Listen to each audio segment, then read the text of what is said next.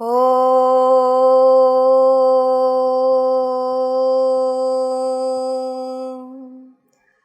Om.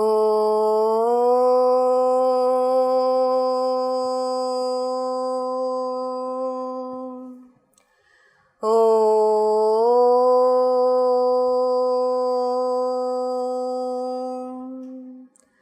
Om Sahana Vavatu Sahano Bhunaktu Sah Viryam Karvavahai Tejasvinavadhitamastu ma vidvishavahai. Om Shanti Shanti Shanti.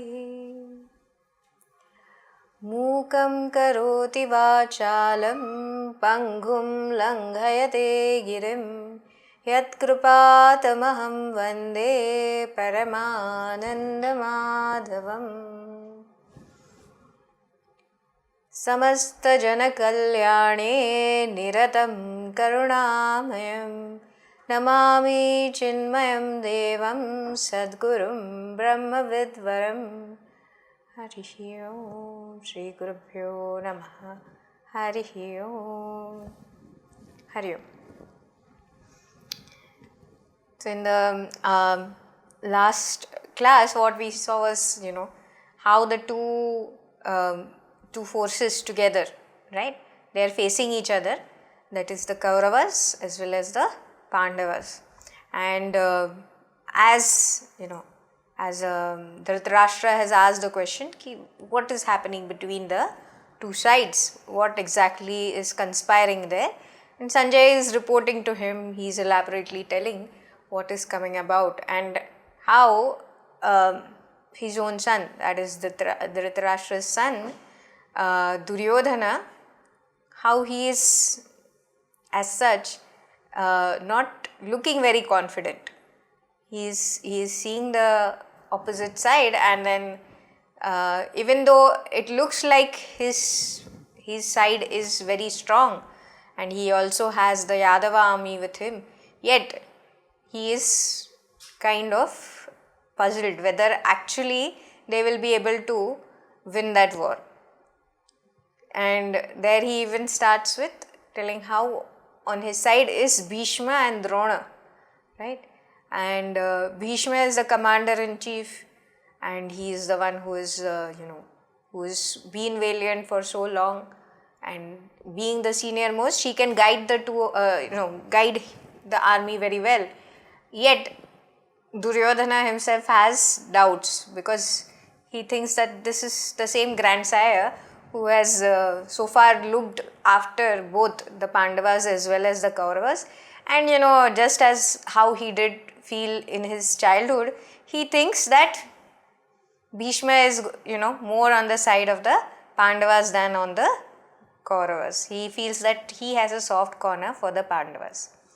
So therefore, to voice his doubts, to voice his fear, he approaches Dronacharya, and then there too, as he is speaking to him, he sarcastically comes out. He can't help but voice his own feelings, and so he asks Dronacharya to look at the arrangement of the armed forces, and he says that this is what you have taught, and see how it has come about. The opposite side is looking strong, and it is led by Drishtadyumna, your own disciple, but he is also the son of Drupada, who was your opponent. And like this, he starts by putting out his own feelings, and yet then towards the end, after he says that this army which is led by Bhishma, he finally decides that it's not looking good for him to kind of say words which are going to show the downfall of his own army. So he starts counting those who are the great ones in his army, and he goes and he says that there is Bhishma, there is Drona, there is you. First of all, he starts with Drona himself, right? And he says that oh Acharya, first there is you, then there is there is Drona, I mean there is Bhishma, and then there is Karna, and there is Krupacharya, and then followed by, he says, there is Ashwathama, there is Yuyodhana, there is Virata, sorry, and so he starts looking at the plus points of his own armed forces, and then he goes on to make a statement that this army, which is led by who? It is led by Bhishma. It is by itself sufficient, because it is led by the steadfast Bhishma, who will not waver, no matter how or who he faces, he is not going to waver from his stand. So he is very formidable at that. And the army which is led by Bhima, because for him, Bhima is the one who always kind of triggered his anger. So he says that the army which is led by Bhima, and he also at the same time he tries to bring out that Bhima is the one who is emotional, as in his anger can be provoked like this. So the army which is led by Bhima, it is insufficient. But the same verse can also be interpreted in a different way, where some of the Mahatmas, they have gone on to interpret it in the other way, that where they voice Duryodhana's inner turmoil, where he is trying to say maybe that even though we are led by the formidable Bhishma, our army is insufficient, aparyaptam, whereas the one which is led by the not so formidable Bhima, it is kind of sufficient to harm us. So it could be interpreted in either of the ways, right, depending on how you are seeing the exterior of Duryodhana or the inner turmoil that he is facing. And why is he facing this inner turmoil is that even though by strength, the physical strength of his army, in terms of numbers and in terms of the warriors who are there, it is good, it is very good, but it is also that which is fighting against dharma, right? And therefore his conscience is all the time pricking him, that even though we are sufficient, yet we are insufficient, because something will go wrong, because he also knows that there is Krishna on the other side, right? So then going on further,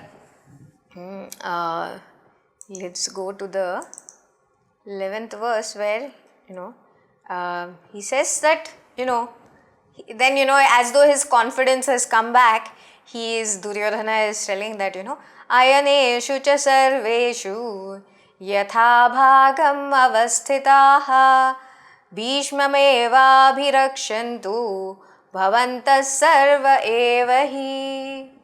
So here he says that this army arrangement, this whole arrangement that we have, which is led by Bhishma, what should one do now?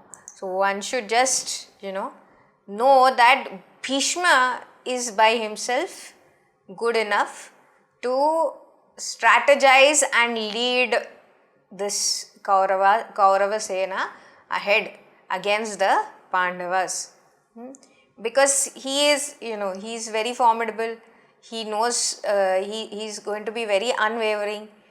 No one can actually deter him in his resolve, and he can easily maneuver the whole army against the Pandavas.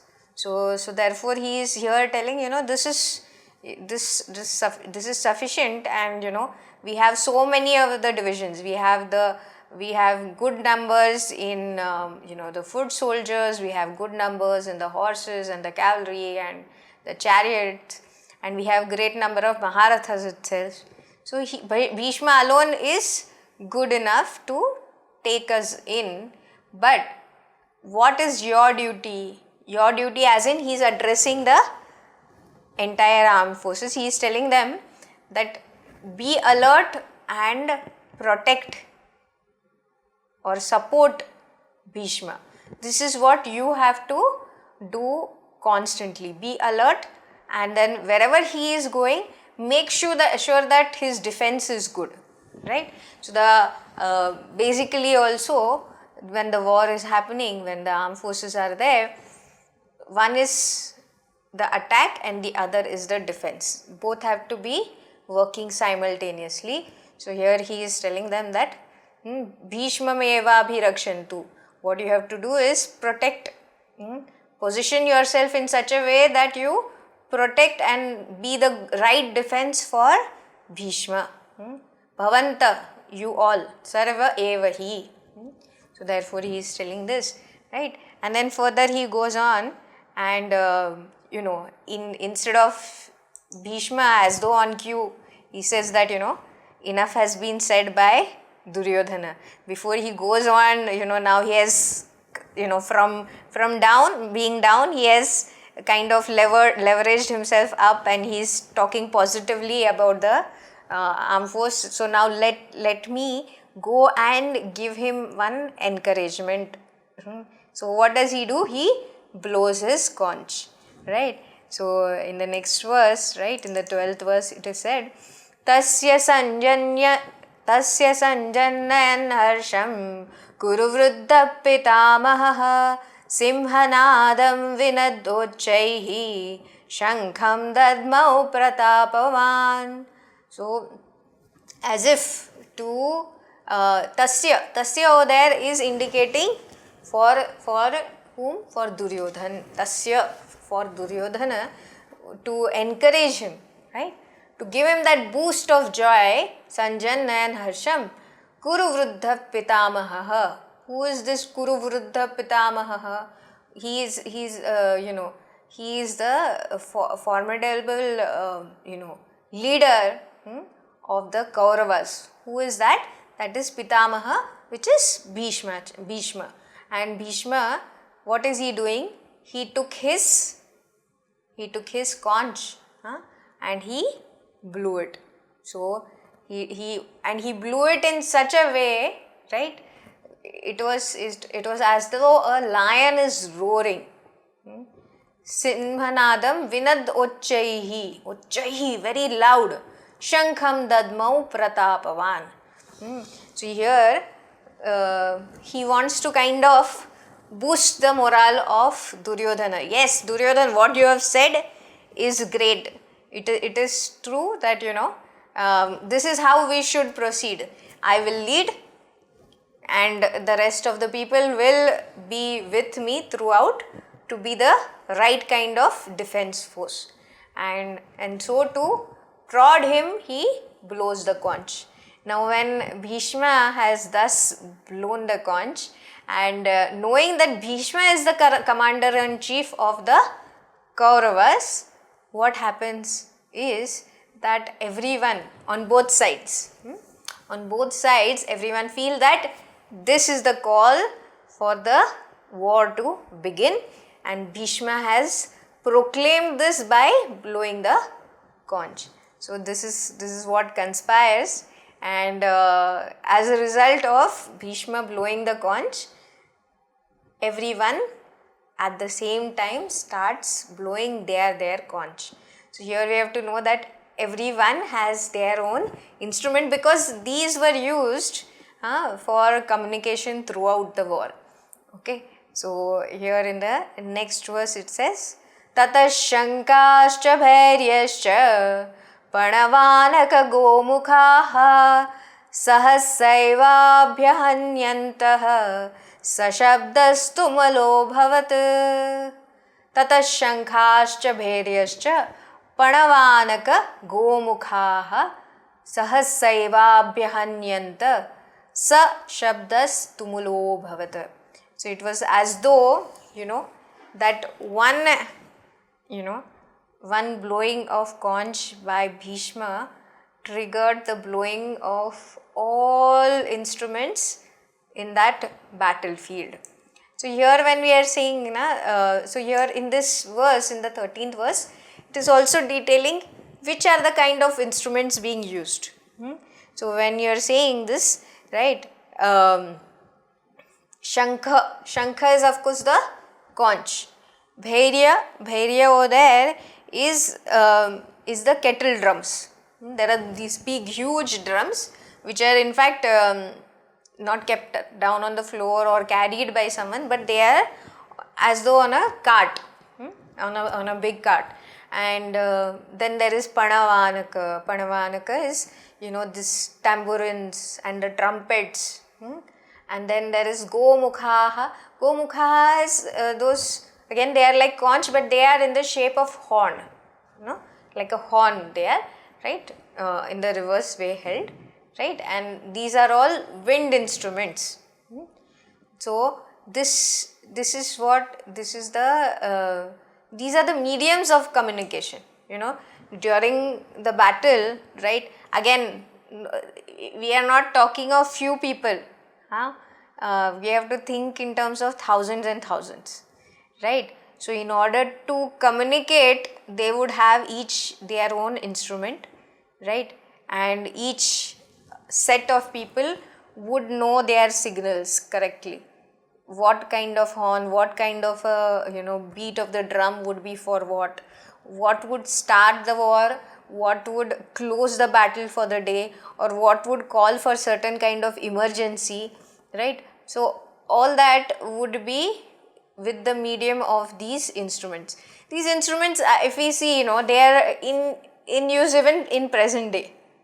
If we look at any of our, even regionally in Bharat, in any of the parts of India where, we would have any kind of festival. So, be it during Durga Puja, or be it during Ganesh Chaturthi, or be it during any temple festivals, during Onam, etc. You have all this ensemble of different instruments called differently or used differently, of different sizes, etc.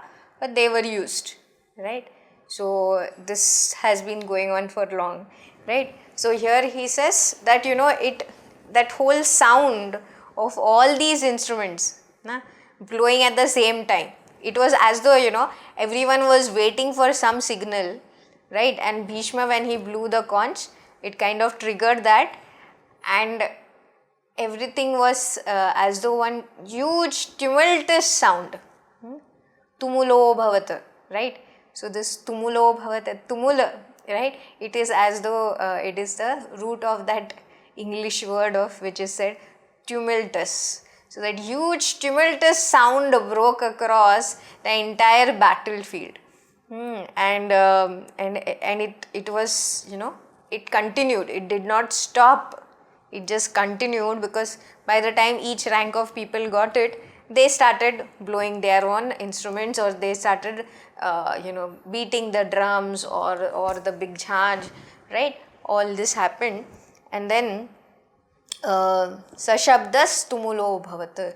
There's a huge uproar, and then this was, of course, it started from the Kaurava side, because Bhishma was there, right, and from the opposite side, what happened? So from the opposite side, it is said, right, in the 14th verse, he says, Tata shvetair hair yukte mahati syandane sthitau Madhava Pandavaschaiva Divyo Shankho Pradadmatuhu. So here is the response from the Pandavas side. So you might have thought that the response will come from Drishtadyumna, or like Duryodhana. He had kept on, what did he say? There was Bhishma and there was Bhima, right? So he was projecting Bhima as the one who will lead the show from the Pandavas side. But here, to his surprise, who was it? It was Madhava. It was Krishna himself who was the one who led the show and throughout was there with the Pandavas, right? So here he says, Tatashvetair hayar yukte mahati syandane sthitau. So here is the description of Arjuna's chariot, and of course who was at the helm of that chariot?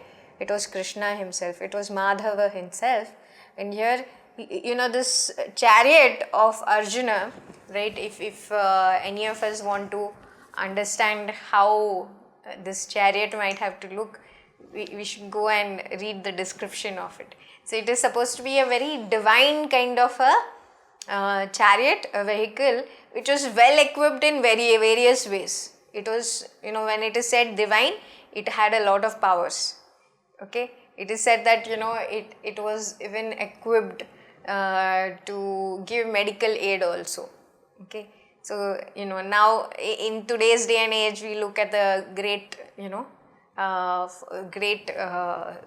you might say the artillery that that aircraft is loaded with, what are the other facilities that are there, etc. Here, if we go in Mahabharata and find out, then it says that this chariot which was given to Arjuna by Agni Devta. So Agni Devta himself had given this chariot to Arjuna, and it was how its horses were white. Shwetair Hayer Yukte. Its horses were white, and it looked very splendorous, and it was well equipped in various ways, and therefore it was said to be also divine. So not only was there a powerful Madhava, Krishna, who was holding the reins of the horses, the white horses, there was also Arjuna with his equipment of various arrows that he had. He also had the Brahmastra, and of course on top of that chariot was the Dhwaja with Hanumanji on it also, right? So in all ways it was kind of standing out over there in the battlefield. And then who from the Pandava side blew the conch first? It was Madhava. It was Krishna himself. Madhavas Pandavas Chaiva Divyo Shankhav Pradadmatuhu.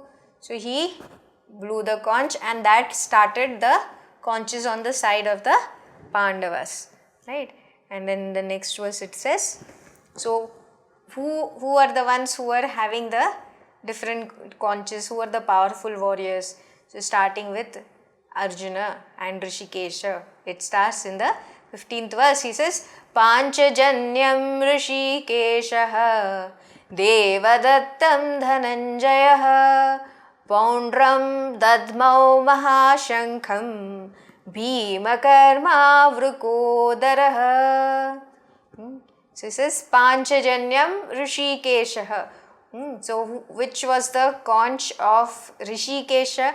Rishikesha, another name for Krishna. So here I would like you all to note down which are the different names used for Lord Krishna in this chapter.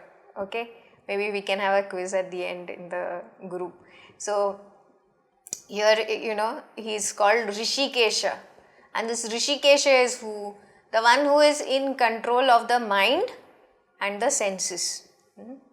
Rishikesha, Rishikaha, the one who is in charge or in control of what? Of the five senses and the mind. And how does he accomplish this feat? By being in the core of our heart, of all of us, right? So, but who's, where will, who will listen to him? Only one who has surrendered to him and follows the path of dharma, right? So he is always actually our Antaryami. That is what is said over here, right? If you want to know where is the reference to it, so here it is. Rishikesha, the one who is sitting within and controlling. Controlling what? Our responses to the world, right? But who will be able to listen to him, or who will be the one, who will do as per his direction? One is the one who has surrendered to him, right? And surrendered to him in such a way ki, is walking the path of dharma, and therefore is willing to do as per the directives of Bhagwan, right? So that is the one, who will win that war also of Mahabharata, right? So here he says, because again, even in our own minds also, there is the thoughts which are positive, which is asking us to go in the direction of right, or in the direction of doing the righteous acts in life, and there is that which is making us do as per the dictates of the mind, or as per the dictates of the senses, which are more driven by our desires, which are more driven by our vasanas. So the one who is educated within, right, is the one who will be able to control the desires, or is the one who will not vent the desires but will be able to sublimate them, right. So here is that reference. So he is blowing the Panchajanya. His conch is called the Panchajanya, and then he says Dhananjaya. Dhananjaya here is Arjuna's name. Okay, Dhananjaya. He has his conch is Devadatta. Okay, we should be clear whose name is what and whose conch is what also, right. So here Devadatta is the name of the conch of Dhananjaya, Arjuna. And then in the next line he says Poundram Dadmau Mahashankham Bhimakarma Vrukodaraha. So here he is saying, whose conch is this Poundram, right, which is Mahashankha, which is, it is like a huge big Shankha, and which is letting out a huge sound also. That is of Bhima. So how is Bhima? So here also, not all warriors are spoken of. Certain warriors are spoken of, and their characters are also brought out through, this Visheshanas which are given. So here for Bhima, it is Bhima Karma. That Bhima Karma means who did Herculean tasks, like who did huge tasks. So not only was his name Bhima, but his karmas were also of that nature, huge in whatever they do, right. And he was Vrukodaraha. Vruka Udaraha. Udaraha, stomach. One who had the stomach like a wolf, or one who had a very huge appetite which could not be easily satiated. Such was Bhima. So he had a huge appetite, he could eat lots, that was his weakness. At the same time he could achieve great tasks by that, he was such a driven person. So here he says Poundram Dadmau Mahashankham Bhimakarma Vrukodaraha, right. So this is the Poundra is the name of the Shankha conch of Bhima. And then further he goes on and says, he talks of Yudhishthira, right, and Sahadeva. So the entire Pandavas are covered here. He says Ananta Vijayam Raja Kunti Putro Yudhishthiraha Nakulas Sahadevascha Sughoshamani Pushpakau. So here actually, if you see in the Mahabharata, or even later on even in the Bhagavad Gita, not much is so much said about Yudhishthira, right. Arjuna as such, because Arjuna is more or less who is spoken of during the entire Bhagavad Gita, because it is his mind, his character which is more brought out, and through that only we see our own, our own faults or shortcomings, and how it can be conquered, right. But in this first chapter, what is done is, those characters that are spoken of, though they are great, how their shortcomings are also there, that is also just briefly mentioned, right. And then of course to support that in the Mahabharata there are very many stories also, like of course for Bhima it is, how in his childhood itself he was, he was fed, his weakness was known to the Kauravas, to Duryodhana and his mama Shakuni, and he makes him eat so much that he loses his consciousness as such. He falls asleep and he is rolled into the river full of infested by poisonous snakes. So of course then he comes out of it, that's a different thing, right? But how each of these shortcomings leads to what kind of weakness, and I mean, and how if these were conquered, our senses, our vasanas, if they are controlled, then how we can ever be victorious, that is highlighted, right? So here the story of Kunti Putra Yudhishthira, just in one line it is told, right? So this Kunti Putra Yudhishthira, the son of Kunti, the eldest son of Kunti actually, right? This Yudhishthira, the name itself says one who is steadfast at war, in the battlefield.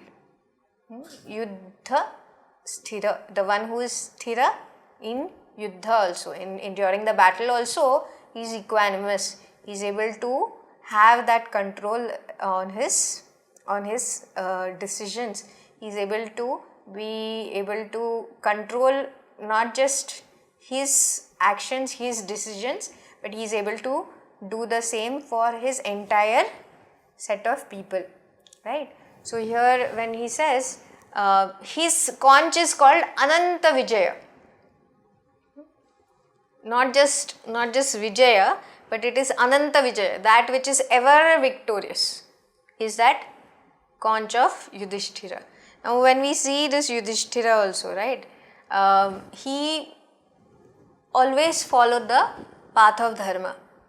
He was among the two in Mahabharata who was steadfast on this path of dharma. The other one was, of course, it was Vidura.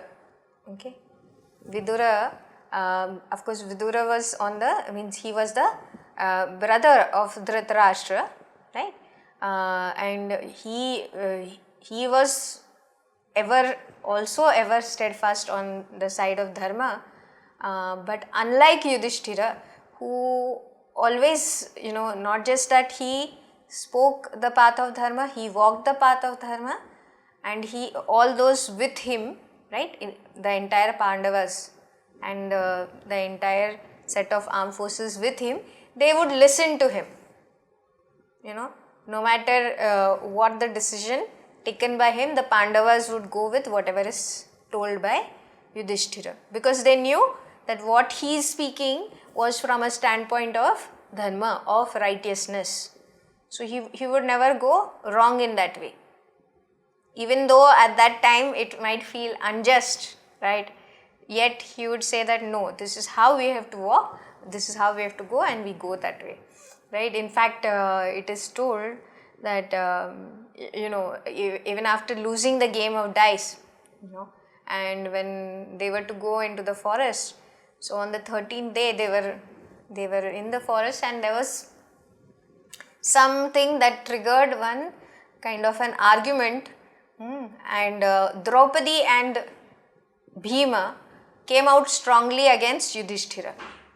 They said that you need not, we need not go all the 13 years in this, in this punishment kind of that has been meted out to us.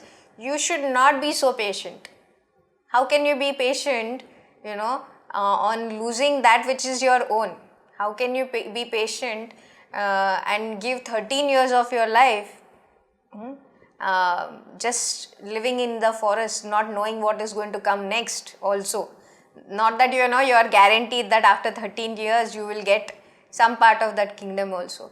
You are the Jeshta, you are the eldest one in that family, you are rightfully the one who should sit on the throne, yeah, and yet you have given up to this very unjustly. You should fight it out, and we can even manipulate the words, that promise that you have made of living 13 years. Instead of 13 years, we can manipulate so that it becomes 13 days. We'll finish and we will go. We don't have to be so Satyavratas. We can go off. So then Yudhishthira at that point, he justifies why, why he will not break that promise. He justifies and he tells that what is the gain in not giving in to anger?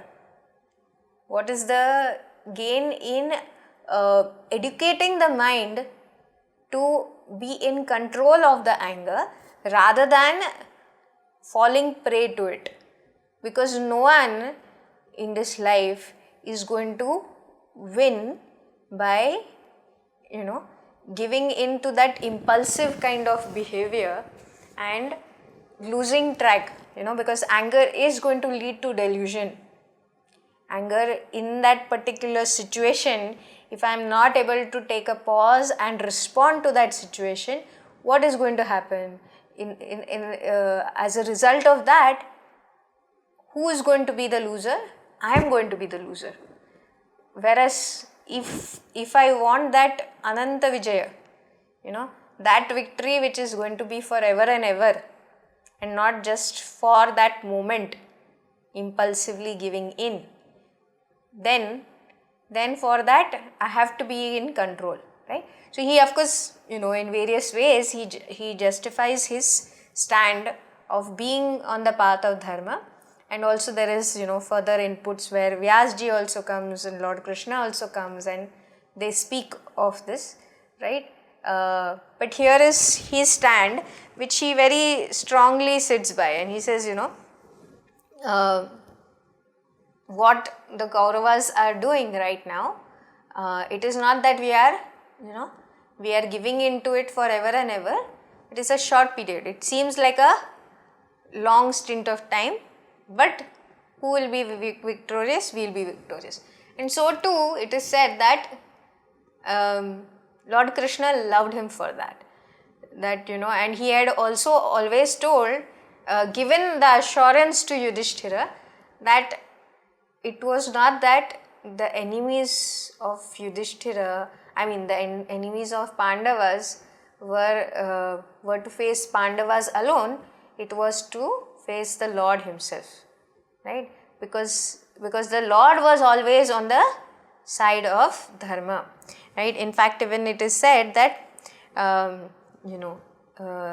whole theme of this Mahabharata, or the whole theme of Bhagavad Gita also, right, which is Yata Krishna Tata Dharmaha Yata Dharma Tato Vijayaha. So it is only, the Lord is where there is dharma, and where there is dharma, there is Ananta Vijaya. So Yata Krishna Tato Dharma Yata Dharma Tata Vijayaha. So therefore, the Lord had ensured a long time back that I am going to be only where there is dharma, and that is going to be the victorious side, right? So therefore here also Bhagavan says that I am on your side. I am on the, and how does he show that? By blowing the conch first from the Pandavas side. So then here further he says that what about the other two brothers, Nakula and Sahadeva?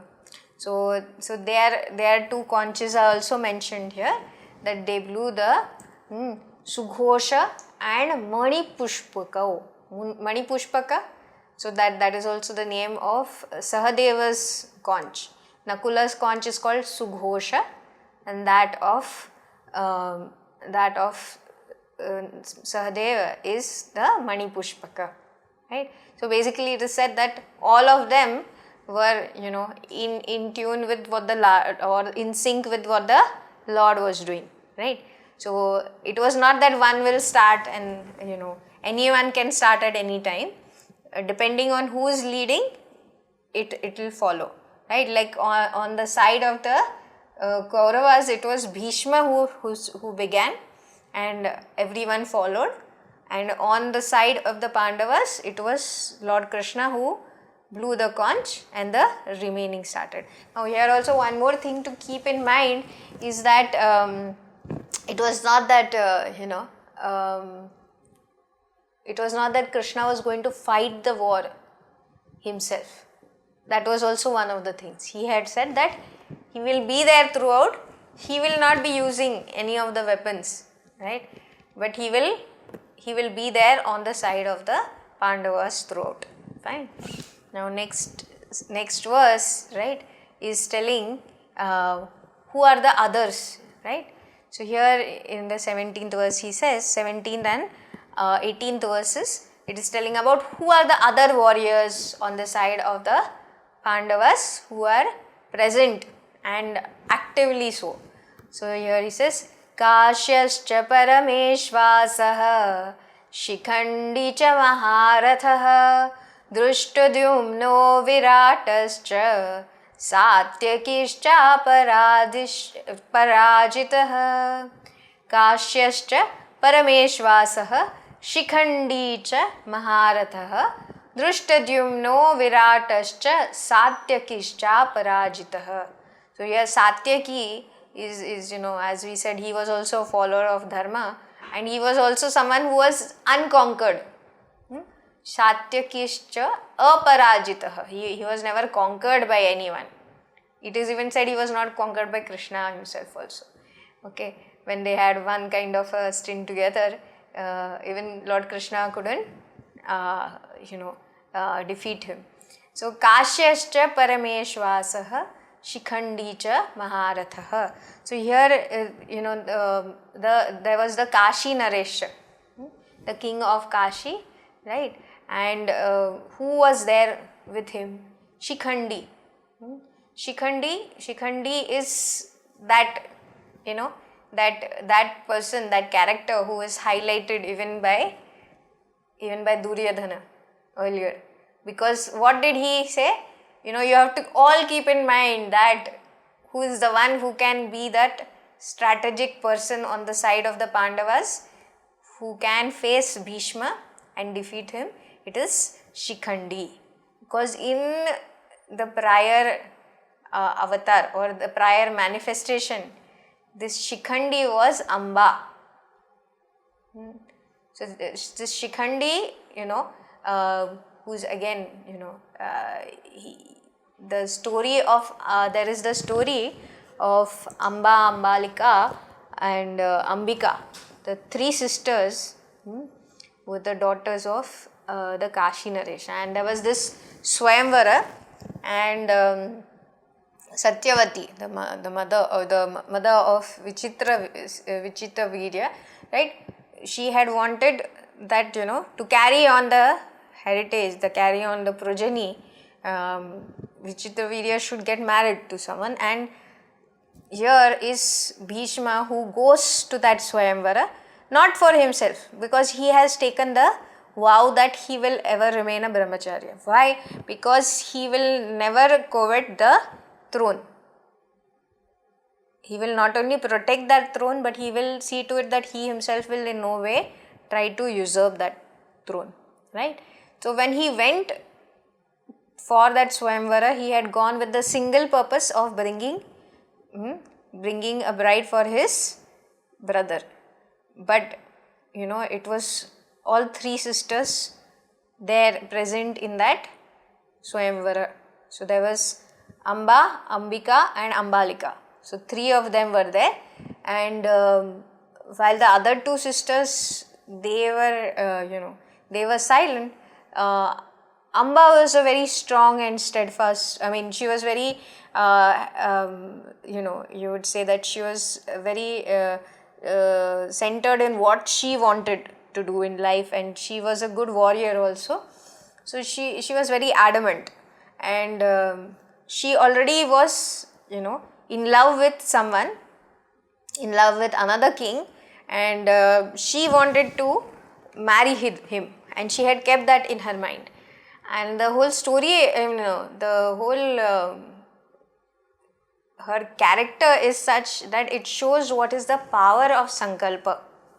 Once you have kept something in mind very strongly, how you can, move the earth and heaven to attain that, right? So that is the power of will, or the power of sankalpa, as you might say. So she, one is without a thought, Bhishma he went to fulfill his vow towards his mother, and he brought those three girls or three princesses to Hastinapur, and immediately Amba tells him that she has pledged herself to another king and she wants to go back to him. So he says, he says, okay, then that's up to you. You can go if you are so headstrong about it. I can't help you in any way. You can go.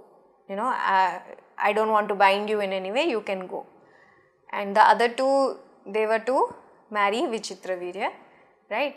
And of course, it turns out because Vichitravirya himself is, unable to. He's not equipped enough to, give birth to another two children. So therefore, Satyavati had called Vedvyasa and invoked his, his through yoga. She had invoked his powers to give the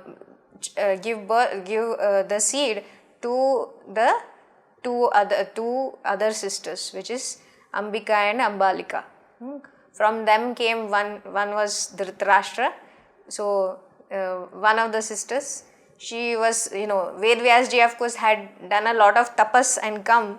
So he was so unkempt and so, powerful in his vision that one of the sisters could not look at him in the eye. And therefore when she closed her eyes, and the child that was born was Dhritarashtra. He was blind. The other sister, again, when she saw Vedvyasa only, she turned pale. And her son was Pandu, who was again, he was not very, physically powerful, right? So, thus was the story of the two sons now. But what happened to Amba was that she went back to, she went back to the king whom she had wanted to get married to, and he refused. He said that no, you have gone with that Devavrata, you have gone with Bhishma, and probably, now the world knows it that you are to marry him. So how can I take you now? So I am not going to accept you. You please go and ask him to marry you only. So she goes back to Bhishma and she says that you are the one who is responsible for this.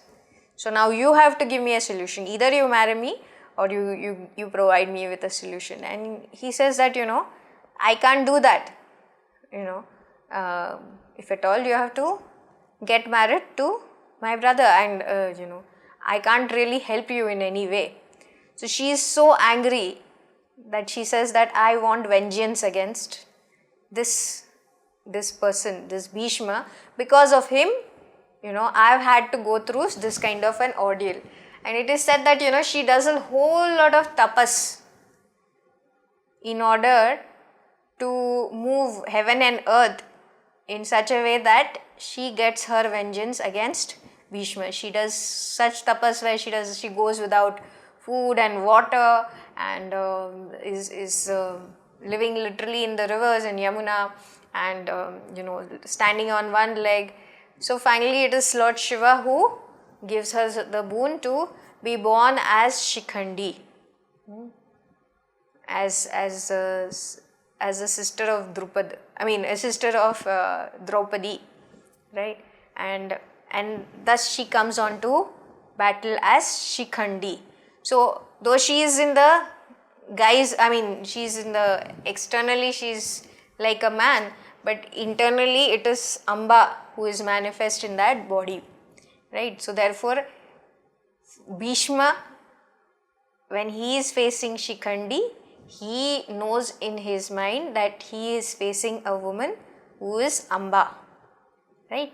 And therefore he knows that he will not really defeat a woman. It would be unfair on his part to defeat a woman, and therefore he will not raise his weapons against a woman is what he had in mind. So therefore that weak point for him is this Shikhandi. Okay. So here it is said that, so who all are the ones whom they are facing? There is Kashyasha, there is king of Kashi, who is he's a great archer himself. He's also a Maharatha. Then there is Shikhandi, right? Who is also a great archer, who is also very well equipped as a warrior and is a Maharatha. Then who else is there? There is Drishtadyumna, there is Virata, there is Satyaki. All these are, and especially Satyaki, he is also unconquered. Then further he says, Draupado Draupadeyascha. Did we chant this verse? Yeah. Draupado Draupadeyascha Sarvashah Prithivipate Saubhadrascha Mahabahuhu Shankhan Dadmu Prathak Prathak. So there are the others who are there on the Pandava side. Who are they? There is Drupada. Then there is the son of Draupadi, sons of Draupadi. There is, Draupadi had 5 sons. Each of the 5 Pandavas had 1 son each with Draupadi. So Draupadeyascha means the 5 sons of Draupadi. Sarvashaha Prithvipate. Right? They are all, great warriors themselves, and there is also Saubhadrascha. Saubhadrascha is again, who is he? That is Abhimanyu. So the Subhadra, right, is the wife of Arjuna, the sister of Krishna, right? Her son is Abhimanyu. So all of them, what did they do? Each of them, they picked up their respective conches and they also blew the conches, right? And this kind of, sums up the Pandava's side of it.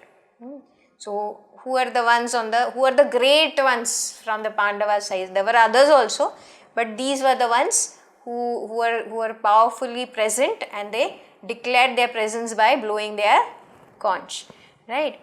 Now what happened on the other side? So then he says on the other side,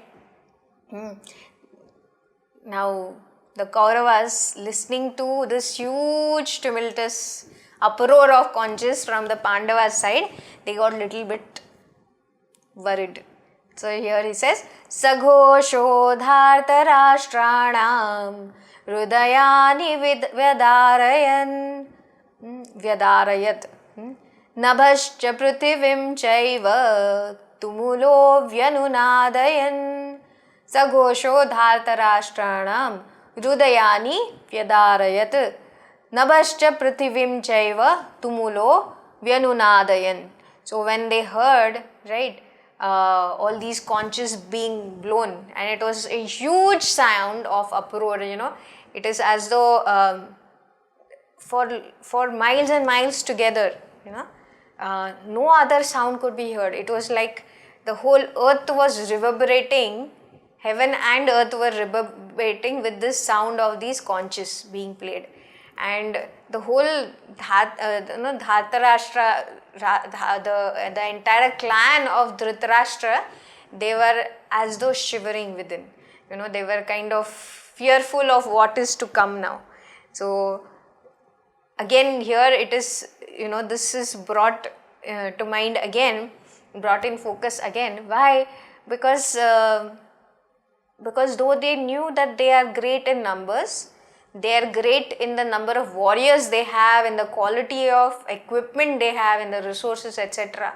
Because again, they were some 11 Akshaunis, whereas the Pandavas was only 7 Akshaunis, right? And they had the entire of Yadava clan also with them.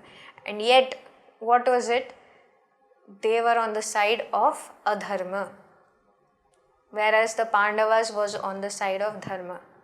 So they had this niggling conscience which is at play, at all times, saying that somewhere we are, even though we are up in the numbers, we are down in our actual stand, because dharma kshetre, in the beginning only it is said dharma kshetre kurukshetre. In the battlefield, it was dharma which was to get the vijaya and not the numbers, right? So that is what is being brought forth over here, that even though they were having this great numbers, and somehow Duryodhana was also being able to come out of his melancholy or the inner turmoil, yet all of them knew that somewhere they are in the wrong, right? So then next verse talks of what is happening. So here is basically, the summing up of what is happening. What was the question which Dhritarashtra had asked in the first verse was, what is happening between my sons and that of Pandavas in that battlefield, right? And here is where Sanjaya is kind of summing up in a very elaborate way as to what exactly is happening on that battlefield, and more on what is happening on the side of the Kauravas, what is their standpoint, what is their whole overview of this war. And now it is going to go to, of course, Arjuna, because we have to go towards Mahabharata, we have to go towards the actual Gita also.